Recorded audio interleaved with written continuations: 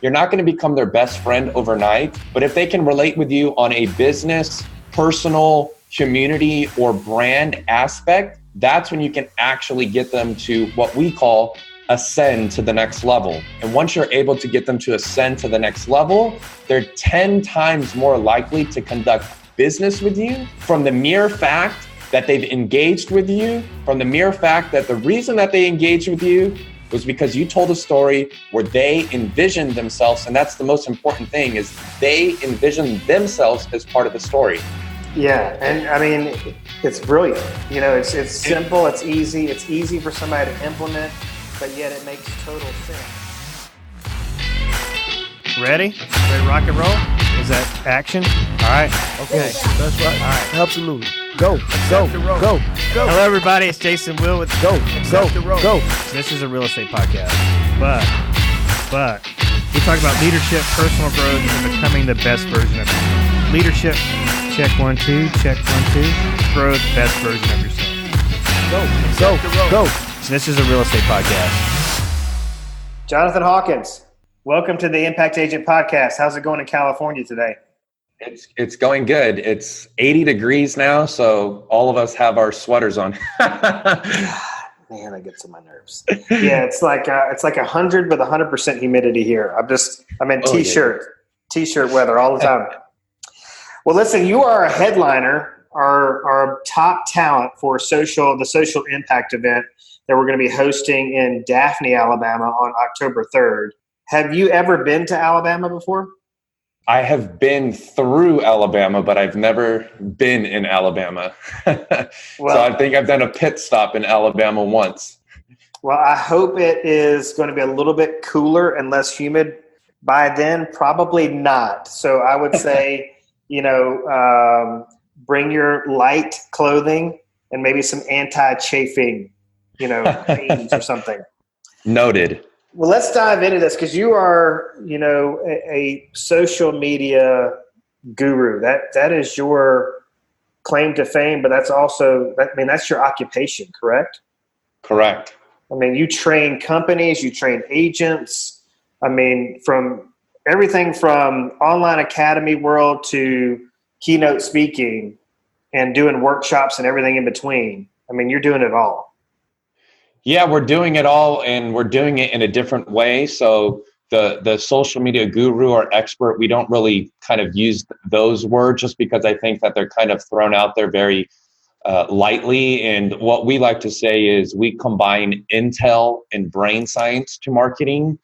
So although we are in the social and marketing space, we're doing things differently. Not necessarily we're doing them in an advanced way or a high level way. We're just doing them based off of the way that the brain works. And the way that the brain is wired to work is why we actually started doing this, is because a lot of people like to market in specific ways.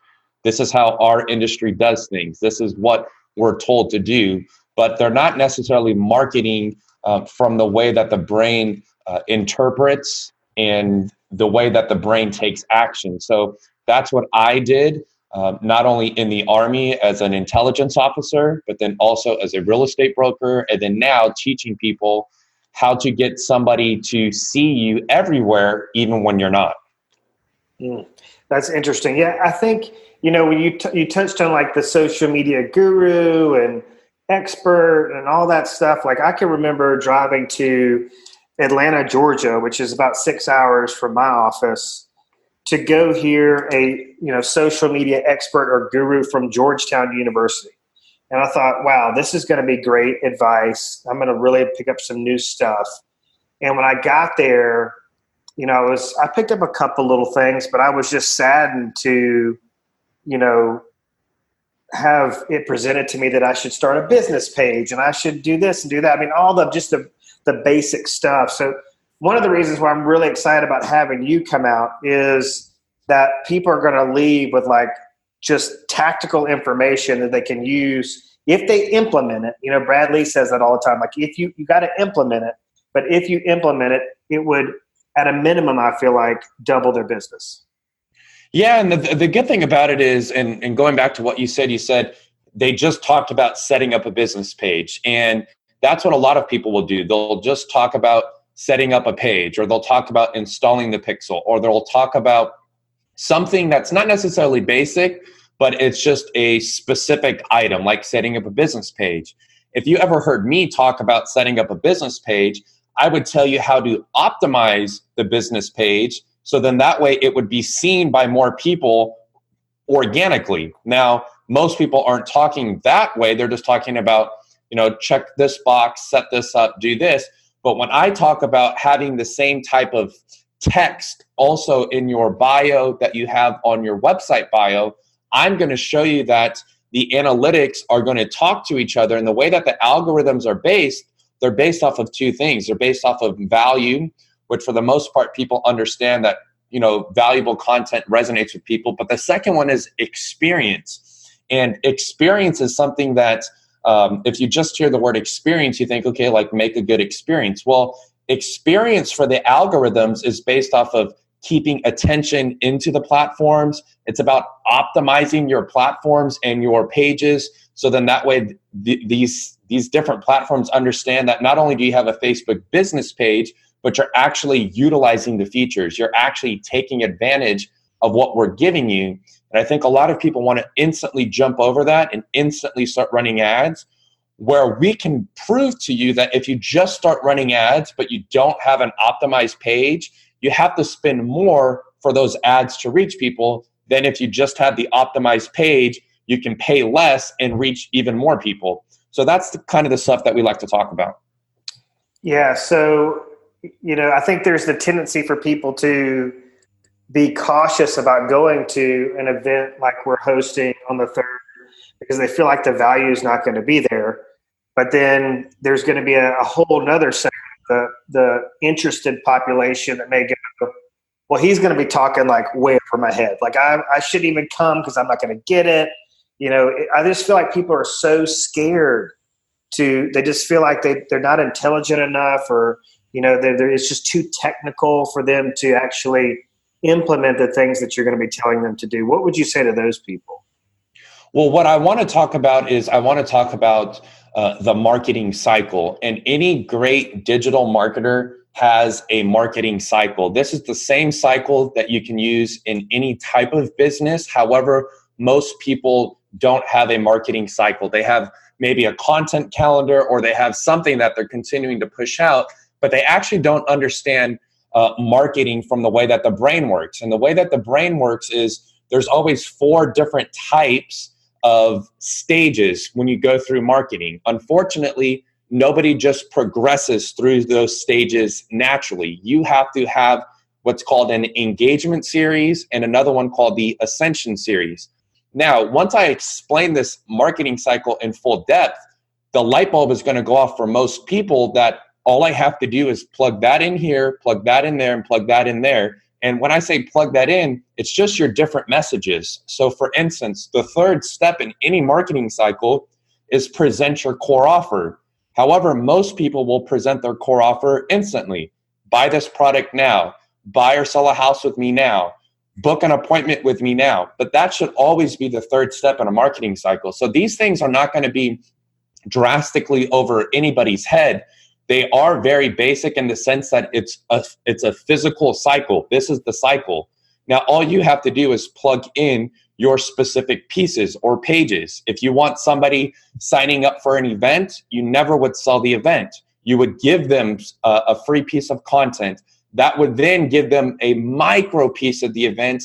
The 3rd portion would be selling the event. And then the 4th one would be what we call the profit maximizer, which is getting people to a higher range or getting a referral from somebody. So when we go through this cycle, you can see why social media is so huge, because social media allows you to do every single part of the cycle, and it allows you to do it for free. We don't have people coming to us that say, hey, we want you to run ads, or we want you to do this for us, before we go back through all of the free stuff. So, to answer your question, although it might seem very advanced or very high level, these are things that you can do with 10 followers, 1 million followers, 1,000 followers, just because your pages are not massive or huge, or if you're a beginner, it's actually even more beneficial to you to understand the way that the brain works and the way that marketing works. So then that way you can use marketing and social to, what we say, create the business and life that you love. If you're just going out there and just posting, or you're just doing, advanced tactics, if they don't fall in line with this marketing cycle, you're not going to get anything from it. And then once you don't get anything from it, that's what you say. This is too high level. This doesn't work. Well, it's not that it doesn't work. It's just that you're not thinking the way that somebody thinks. And if you want somebody to take action, you have to understand how to get your message into the subconscious of the brain, because the moment that you can get into the subconscious is the moment that somebody takes action. Well, nobody talks about that. They just talk about, hit them with this, and then finally do your call to action, or do this, set all these things up, then you'll start making money. Or, it's going to take you 6 months before you start seeing the SEO working for you. Those things are all true, but that is still not the way that the brain works. So that's what we want to talk to people about, and that's what we want to show them. And like you said, it's not going to be a laundry list of things that they have to do after the event. These are going to be given, at least in my portion, this is going to be something where we just walk through the steps right then and there. And then we show them examples. So then that way somebody says, I know exactly what we have to do. Not, we need to go research this. We need to go find out more. We need to go to another event. We need to buy this. We need to buy his class. We're just going to go over it right then and there. Well, that's what I'm glad you touched on that, because that's one of the things that I think is going to be special about this event, is that it is a mastermind. So you're not going to just be talking at people and showing them examples of all this stuff that they're going to go, well, that's easy for him to say. I mean, I know I do this a lot looking at you. I'm like, holy shit, look what he's doing now. He just makes it look so easy. I can never do that. And it's overwhelming for some of us who are not as advanced. So I'm glad you mentioned that. One of the things that I'm really excited about doing is participating as an audience member, and then recapping the speakers after they talk, and making a big portion of what I'm going to say at the end. What are my takeaways? What did I get out of this as a student in the audience? And then hopefully we're going to have time to do a little panel Q&A at the end. But one of the pathways to the subconscious, true or false, would that be storytelling? Yes, that's the number one way. So when you tell facts, the brain's using 2 portions. When you tell stories, the brain is using 5. And it's the easiest way to get into the back of the brain. And that is where action and people take action from.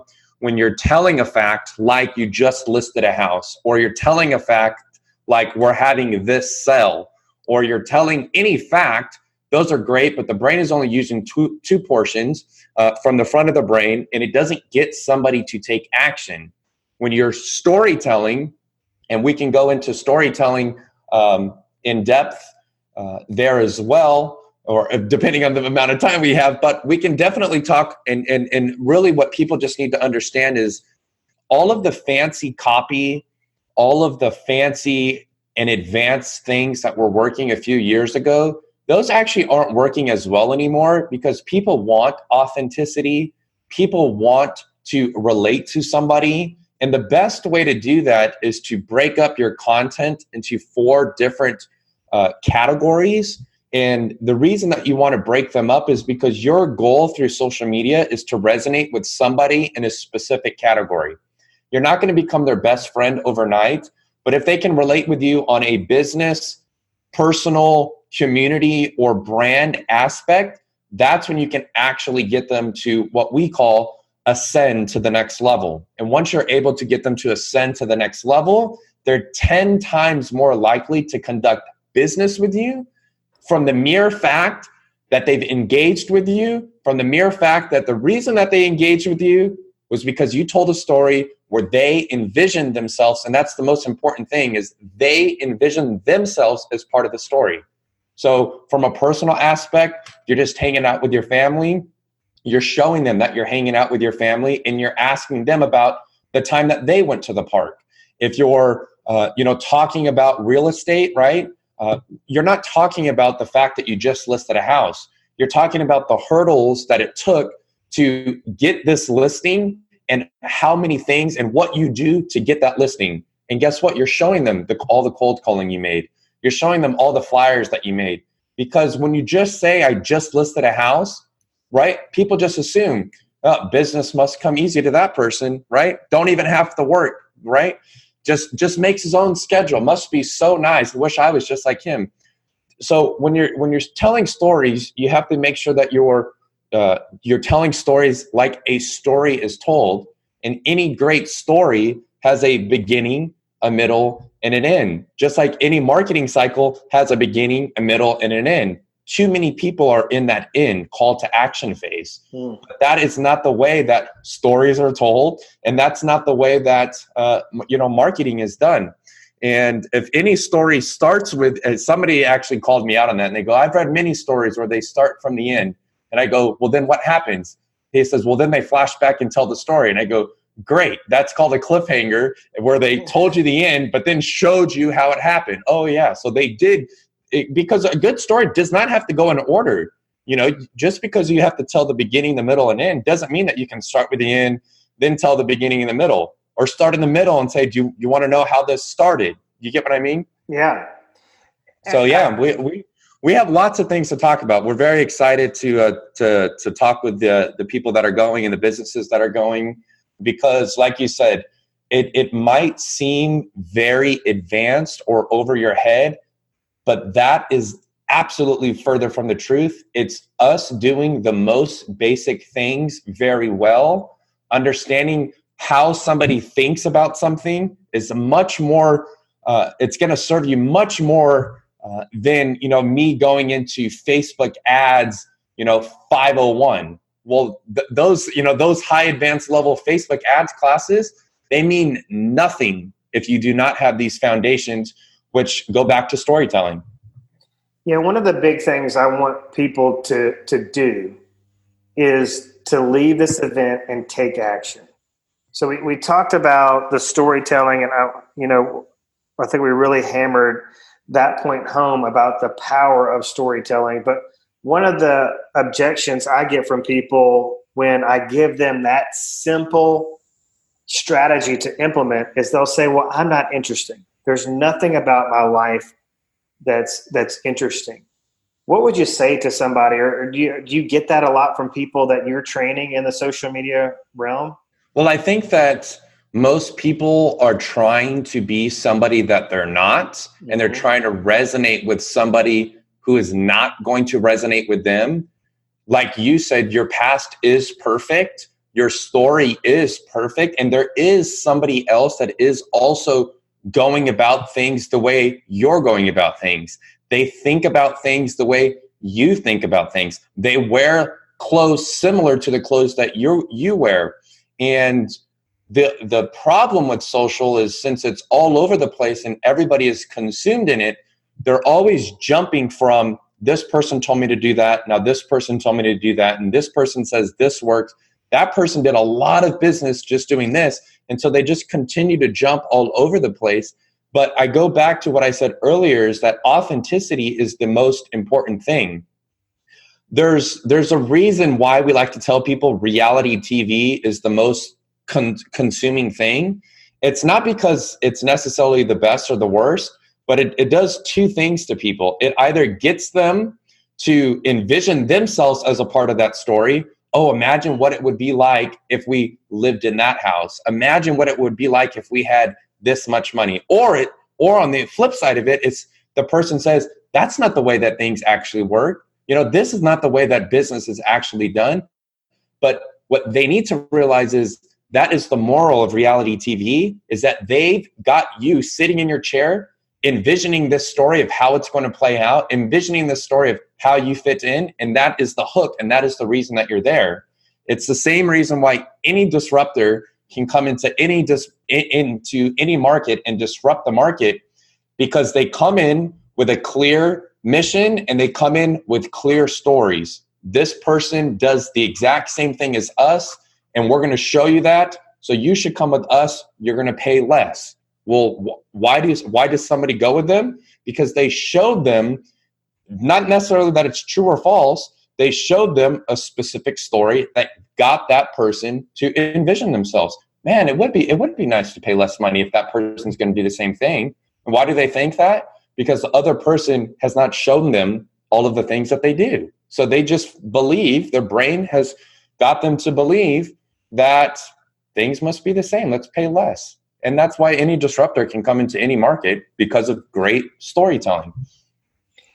I also heard you say, I feel like, we really have to just review this stuff, exhaustively, because people just only get certain bits and pieces of content. But one of the things you said that I think is really important for them to hear is that before you start, like for your clients whose businesses that you're growing through social media, before you guys work on like paid advertising and all the kind of more advanced stuff and analytical things, you're exhausting the free resources out there. Exactly. So just make this point for the audience so they can hear it. There are things that they will learn, strategies, tactics, whatever, that they will learn at this event, that if they implement it, if they apply it, if they take action, they will see results from the free resources. Yeah. So one of the things is, and what we always do is anytime a new client hires us or a new company hires us, we always go in and we track their current engagement. We track the traffic that they're getting. We track everything, but what we do is we just set a benchmark. So then that way, when we go and do these free things, they can track it. And one of the things somebody can do right now on Instagram or Facebook or LinkedIn is just go in and screenshot all of your analytics as of today and go back through your profiles and do 5 things. Update your name, address, email, phone number, and URL to be the exact same thing across 5 different platforms. Not that you have 1 billion subscribers on YouTube or you have 1,000 followers on Twitter. You don't need that. Just go back and have 5 platforms with 5 pieces of information that's the same. On average, you're going to see a 4-time engagement growth, which was organically. Why are you going to do that? See, now you got me going. See, this is the kind of stuff that I like. Any password that you would use, if you're going to use the word password, okay, and then you go somewhere else and write password, just like this, very basic, write password with a capital P, write password with a lowercase p. The internet does not see that as the same word. It does not see it as the same password. Why? Because things are sensitive. Characters are sensitive. So when you have your name as ABC-123 one place, and then the other place you have ABC123, like that is not the same name. Those are not the same characters. You might have your address. This is where we get tons of people doing this wrong. 123 Main Street is not the same as 123 Main Street spelled completely out. That's not the same address. Well, when you optimize your profiles, you take advantage of what the platforms are giving you, and you do something like this, what happens is the platforms actually start comparing you to them, meaning if Jonathan Hawkins, we know that's the exact same Jonathan Hawkins on Facebook as it is on Twitter. Why? Because it's the exact same information. Let's start showing more of his content to more people. So then that way he comes back to Facebook to give us more content. Why? We want people staying on our platform rather than going to his Twitter. Well, Twitter will do the same thing. Let's show more of his tweets to more people. So then that way he comes back to Twitter. We don't want him to go back to Facebook. And so they kind of get into this battle. Why? Because they know that is the exact same person. And what you'll see and what we can show people on Google also, Google will actually start talking to these platforms essentially and start saying, well, since he's all over the place, let's put him at the top of the rankings. Let's show his content here as well, because Google, although a lot of people just instantly look over Google, You can do a lot of free things on Google just to become number one organically. Why? You create this competition, and it was very basic as 5 platforms, 5 pieces of information. That's the same. It's almost like stupid easy, like literally.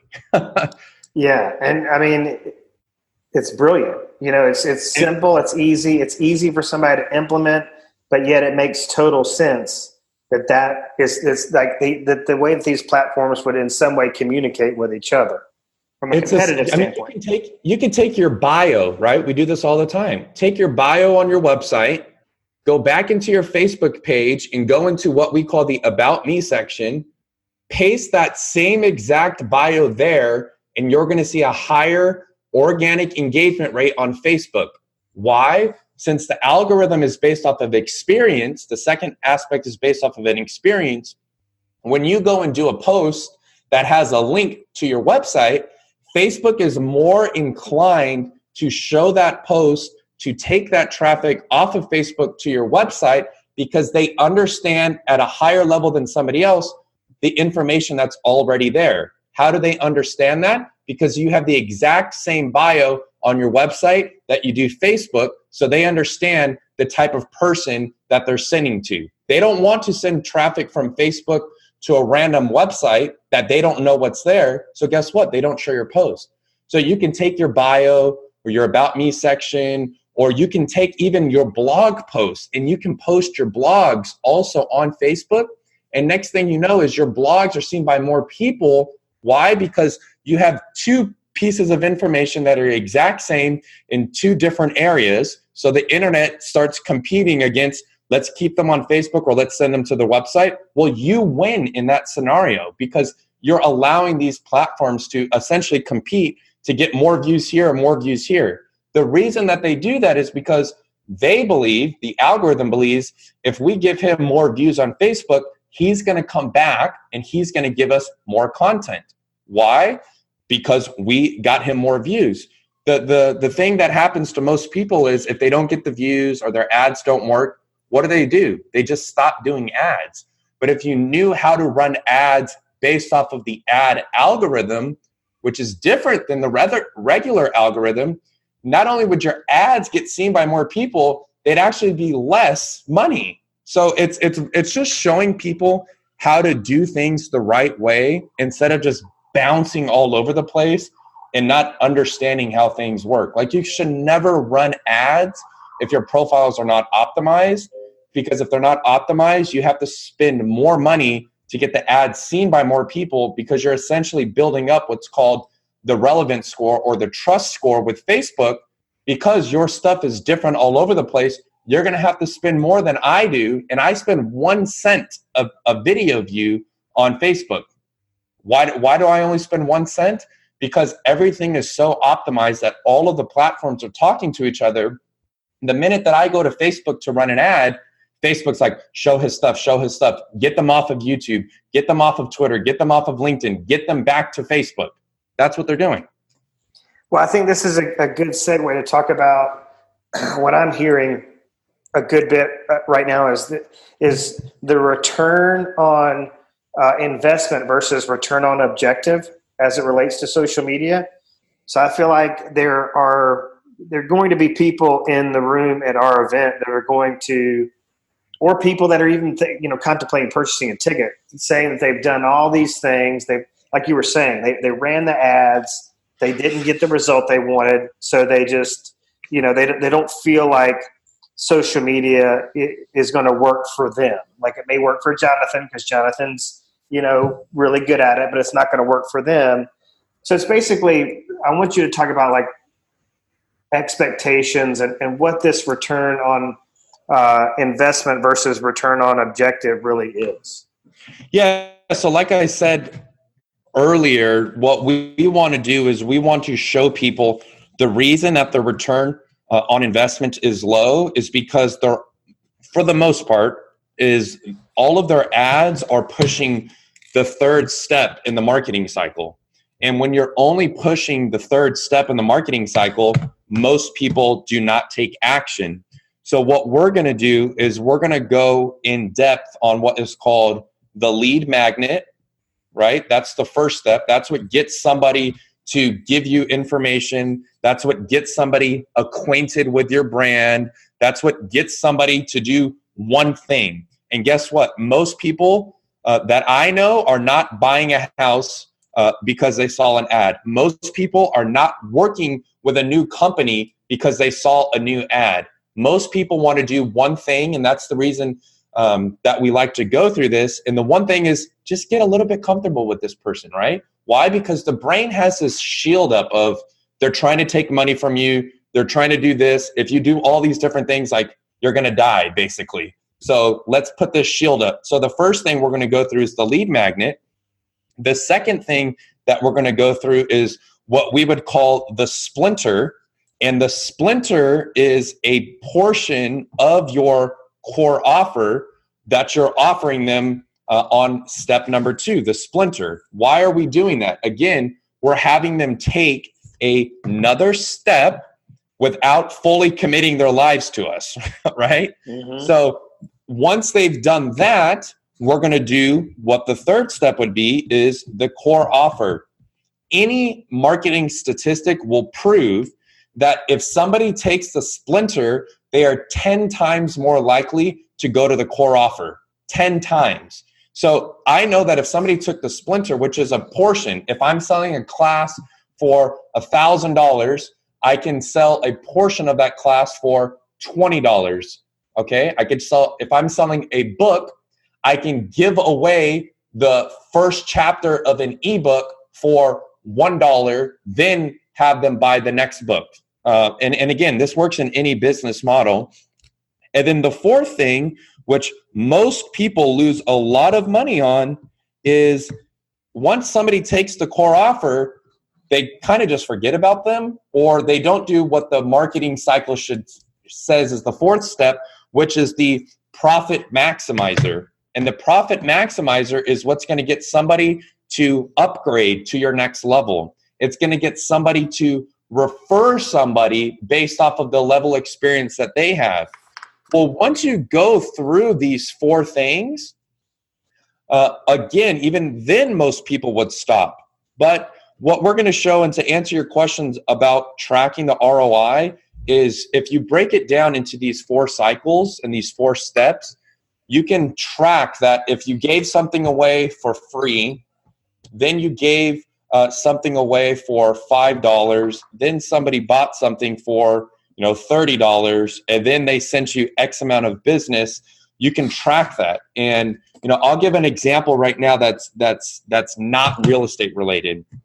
Let's say that I wanted to sell candles, right? I'm a candle maker. I'm a local small business, and one of the products that we have are candles. Well, somebody would come to me and say, Jonathan, we want you to help us sell more candles. I would say, great. What is the candle made of, right? Because we want to go back. We want to, what are the parts of the candle, okay? Well, it's got a wick, it's got wax, it's got dye, it's got a base. I said, okay, great. So we know that the third thing is our candle. That's our goal. We want to sell more candles. What we can do is we can take apart this candle, and let's say we're going to sell wicks, right? And we're going to sell 10 wicks for $10, okay? That's a portion of the candle that we're selling as what we call the splinter. And the thing that we would give away as a lead magnet is how to make your own candle, okay? Well, guess what? If somebody downloads the guide, how to make your own candle, what are they going to need? They're going to need wicks to make their own candle. They're going to need wax to make their own candle. So guess what? They're going to come back to you to buy these things. Now, to get them to ascend into just buying the candle is still looking to build that candle on your own. Hey, we have a candle that you can buy right now, right? Are you still trying everything out and it's not working? Just buy the candle, right? So this candle owner would sell so many more candles. They just sold the stuff individually, wax, wicks, vases, and then told people, hey, we have, how to make your own candle. Now the fourth step where they would make even more money is they can do a couple of things. They can have this referral program, send us some people, we'll send you a free candle, or they can have a DIY candle making class, right? Hey, you tried to do it on your own, it didn't work, you bought the pieces, and then you just bought the candle. We're having a workshop in our office. It's a DIY candle making. We're going to walk you through every part of the step. It's only $99, but you're going to walk away with your own candle completely done, customized the way you want it. Now that person just sold a $99 class. They sold the $20 candle. They sold all of the wicks all the wicks, the wax, the vases, and they got people into their newsletter. You can track that, and that is the power of social media, because all of those portions, I can easily go through them in just individual posts on Facebook or LinkedIn and just get them to naturally progress. And so somebody that wants to sell candles, we can do it. I'll use one more example because now you got me like going. A dentist, let's say you have a dentist that wants to come to this event. Oh, social media, or maybe it's just real estate related. This is not going to apply to me. A dentist can go through this very exact same cycle. Their goal is to do what? Their goal is to get more people into their dentist office using their insurance. Well, they would never just go out there and say, come out and we're doing a special, bring your insurance over to us. They wouldn't do that. Well, what would they do? That second thing, which is called the splinter, it's always what we call a self-liquidating offer, meaning however much it's going to cost you, that's how much you're going to charge. So let's say teeth whitening is $99, right? It costs us $99 as a dentist. Most people are charging, $500. We're going to charge $99 to get somebody's teeth whitened, which is our second step. Our first thing is how to get whiter teeth organically. Okay, you're going to realize that all of those steps, it's very hard to do this. Don't drink coffee anymore. Don't drink wine, right? The second step is get your teeth whitened for $99. Oh man, that's a lot better than not having to do these things.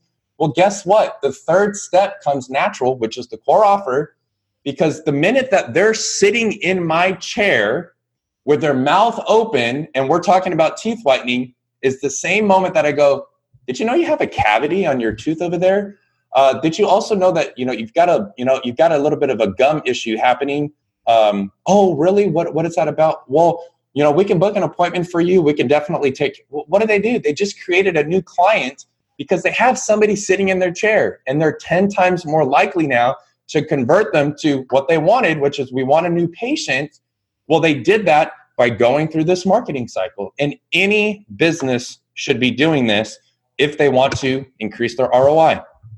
Well, I would think one of the key things that I pulled out of that is whether you're a candle maker or a dentist, you probably don't even understand that you should be, or maybe that you don't even understand that you should be a marketer at some point, or that you should be trying to take people through these cycles, that you could be scaling your business by using these methods. So I thought that was really, really key. All right. What do you think? Is there anything you think people should do to prepare for seeing you live at this event? Is there, if they're just a total novice, should they go watch some YouTube videos on your channel, so that they're prepared to receive the information totally and not have anything kind of go over their head? So what I actually like to do in any time that I talk in a more intimate environment with people is I'll say this then, but I'll say it now, then people can prepare, is come with your most selfish question, meaning I have this specific thing where I need this fixed, and if that gets fixed, I'll pay for 20 tickets, right? Come with your most selfish question, because anytime you come to an event like this, you are going to learn new things. You are going to learn new ways to grow. You're going to learn how to scale. You're going to learn how to launch. Whatever it might be, you're going to learn. But if you don't get that most selfish question answered, when you leave, the event wasn't worth it. He didn't help me do this, right? Oh man, those are all great, but those are tons of new things that I need to learn. I wanted them to talk about this. Well, if we don't know what those are, we can't answer them. So anytime especially if we're doing the Q&A, come with your most selfish question. Whether I can answer it or somebody on the panel can answer it, come with that question where you say, I would pay X dollar just to get this question answered. Because if you come with the question and you get it answered, then you're golden. But if you come and you know what it was, but you don't ask it and you're just waiting on a speaker to talk about it, we have absolutely no clue what that question is. So come with your most selfish question, or even now, submit your most selfish questions to you, Jason, and have a list of these questions. And then that way we can prepare our content in a specific way that's going to go over them. But if you're there contemplating, buying a ticket, understand that we're doing all of these things to help everybody in any different business. And again, like Jason and I have already stated, they might seem high level, but the worst thing you can do at this point is think that they're high level and not come because you think it's too high level. I'm too basic. Because I just went through 2 steps in 3-4 minutes on how, if you sold candles or how, if you were a dentist, to drastically increase your business, where light bulbs should be going off, right? I can do it for any business. If I want to sell more guitars, I would never sell a guitar. I would never do that. I would sell picks for guitars, and then I would give a download away on learn how to play the guitar in 2 months, right? Well, guess what? They're going to need a pick. And guess what? They're going to need a guitar. So we're going to go through those steps naturally. But if I just throw a guitar at you and say it's the number one thing, buy it, you're going to, it's going to play, great music, you're not going to buy the guitar because you haven't committed to those micro commitments, the free guide, the picks. Are you making money off selling picks? No, but you're progressing people into buying guitars. And guess what? When they can't learn how to play the guitar in 2 months, you go to the 4th step, the profit maximizer. We're doing a guitar retreat. We're going to show you the tricks. We're going to save you time. It's taken us 10 years to become and do the things that we know. We're going to drastically reduce the time. And now you've just done that exact same cycle for what? That's 3 businesses now. I can do it for any business, and you can come in and or hopefully what you want to sell. And whatever it is that you want to sell, you should not be selling. And that's what I'm going to show you. Ooh, God, that's so good.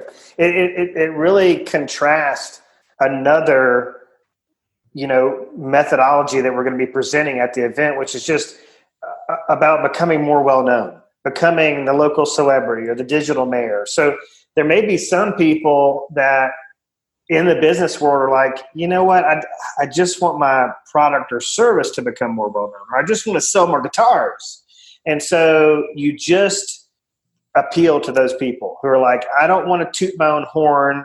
I just want to toot the horn of my product. So I think you really just turn those people on and got their attention. So that's awesome. All right, where do people go to follow you, learn more about you, buy and sell buy your stuff, subscribe to your channels and all that stuff? Yeah, you can find me at Jonathan Hawkins Official across any platform that's out there. And also my website is jonathanhawkinsofficial.com. And you can connect with me there. We have our blog there, our podcast there.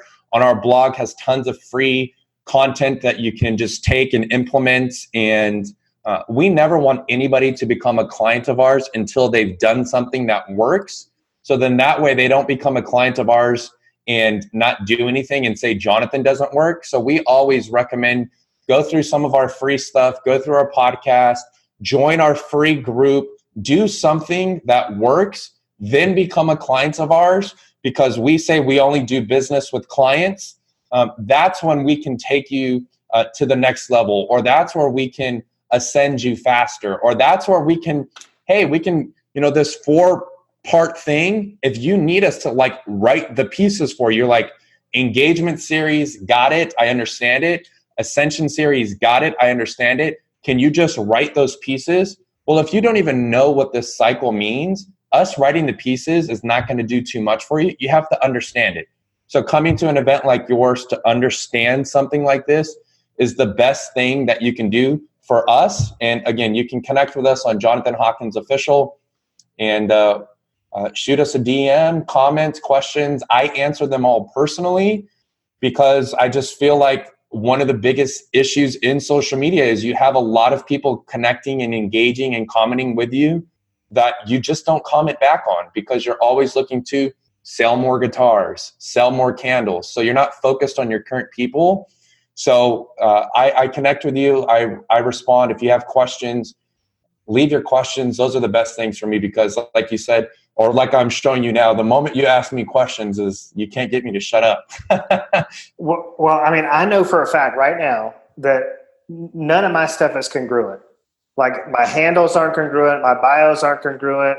You know, you go to Instagram, you're going to see something different than Facebook. And so that's something like I'm ready to get off, you know, this interview right now so I can go like, oh shit, I got to go fix this stuff like right now. So it's just a prime example of a small piece of just huge value that you can gain from being in a room with you. So super excited for you to fly all the way from Huntington Beach, California to Daphne, Alabama to be with us for the day. And it's going to be awesome. I know people are going to get so much out of it. So thank you for joining us and for just being awesome. Awesome. Thanks for having me. All right, Jonathan. Appreciate you, bud. Have a good day. You too.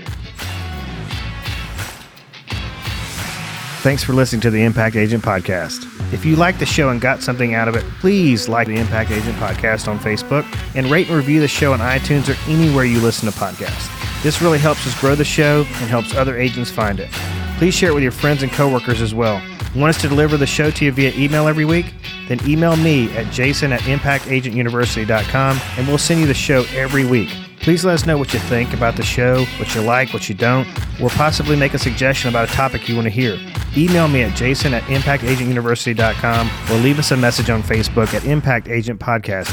Until next week, everybody be productive, safe, and happy, and always keep learning. This podcast is produced by Johnny Gwynn at Deep Fried Studios in Mobile, Alabama, and is paid for and powered by ImpactAgentUniversity.com.